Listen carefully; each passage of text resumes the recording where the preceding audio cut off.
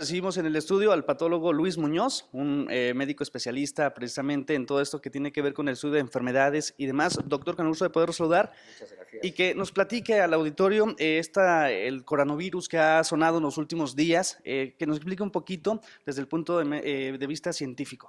Los virus son entidades enigmáticas. No hay todavía un acuerdo oficial global sobre si son seres vivos o no.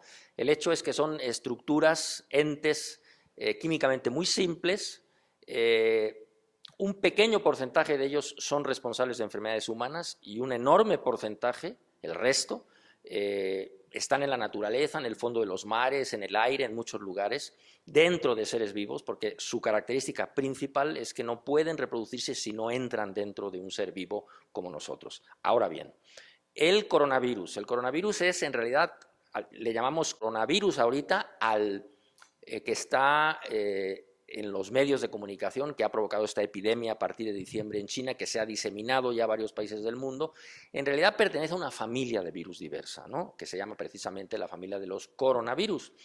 Este en concreto recibe el nombre específico de COVID-19 porque apareció a finales del 2019 y COVID por enfermedad infecciosa por coronavirus en inglés o simplemente enfermedad por coronavirus. En ese sentido, ¿cuáles son los síntomas y qué se deben de hacer, no? Porque en ocasiones podemos caer en pánico, en psicosis y que esto más que ayudar nos puede de alguna manera perjudicar. La enfermedad en un principio, es decir, los primeros signos y síntomas de la enfermedad son prácticamente indistinguibles de una gripa, de un catarro común. Es decir, ¿qué se tiene? Se tiene tos, se tienen estornudos, se tiene dolor de garganta, se puede tener fiebre.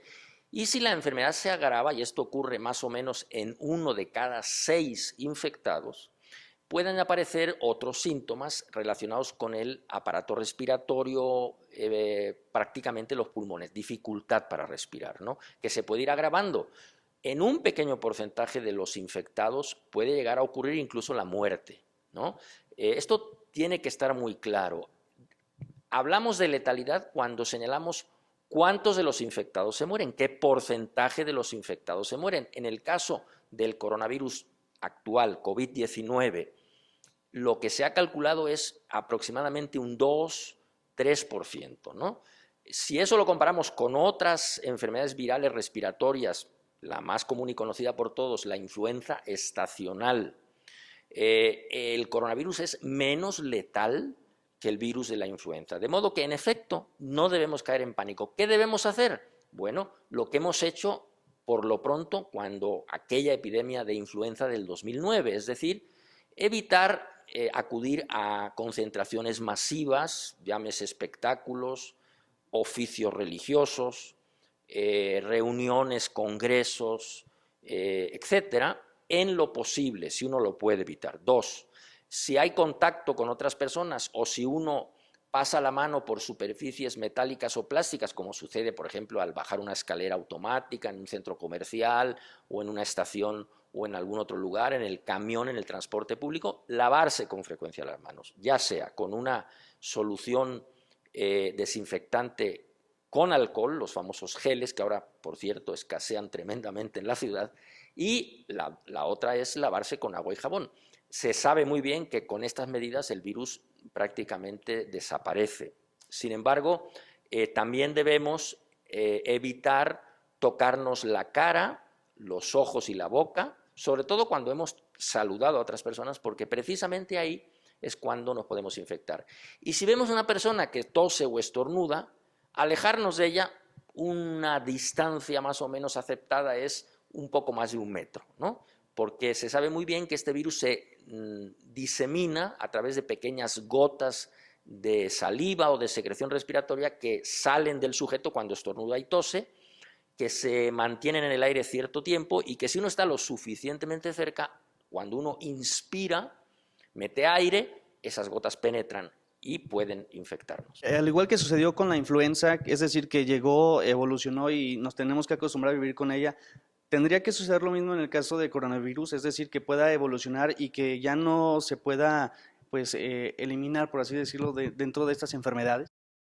Así va a ocurrir lo más probablemente, es lo que siempre ha ocurrido con estas oleadas de apariciones de virus, ¿no? Y sabemos muy bien, y ya lo han manifestado nuestras autoridades sanitarias federales, que lo esperable es que en unos meses y años este coronavirus concreto, el COVID-19, llegue a formar parte del conjunto de virus que de vez en cuando pues provocan enfermedades respiratorias en la población de manera estacional, previsible. Seguramente para entonces ya tendremos una vacuna y pues se verá si se incorpora al esquema de vacunación oficial. Desde el punto de vista médico y usted como experto, ¿considera que México está listo para tener estos casos? Es decir, que no se pueda propagar más allá de lo previsto.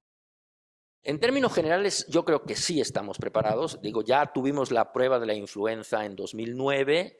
Desde luego, no sabemos con toda certeza cómo va a evolucionar en la actual epidemia, ¿no? Apenas ahora tenemos confirmados 5 casos e identificados a algunos portadores. Es una cantidad minúscula en relación a la totalidad de la población, pero sabemos que muy probablemente aparecerán seguramente más.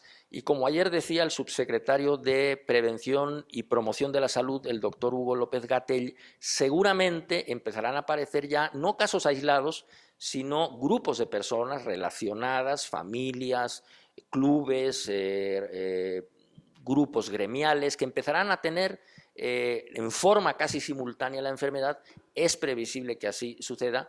¿Estamos preparados para ello? Yo creo que sí. Yo creo que México tiene ya experiencia, ha actuado, yo creo que oportunamente. Afortunadamente el virus ha tardado un poquito en llegar, ya lo tenemos acá, de modo que yo creo que sí. Desde luego no podemos tener una garantía del 100% porque no sabemos cómo va a evolucionar, si se va a hacer más peligroso o no, pero vaya, con la experiencia que tenemos, con los expertos, y que los hay, y muy buenos en el país, seguramente, hoy ya convocados, pues van a trabajar para que esto no rebase la capacidad del sistema sanitario nacional. Doctor, pues un enorme placer platicar con usted y bueno, pues ahí están las recomendaciones, amigos del auditorio, para que lo tomen en cuenta. No hay que creer en pánico, pero sí hay que estar pues alerta sobre estos síntomas que el mismo doctor Luis Muñoz nos había comentado. Doctor, muchas gracias.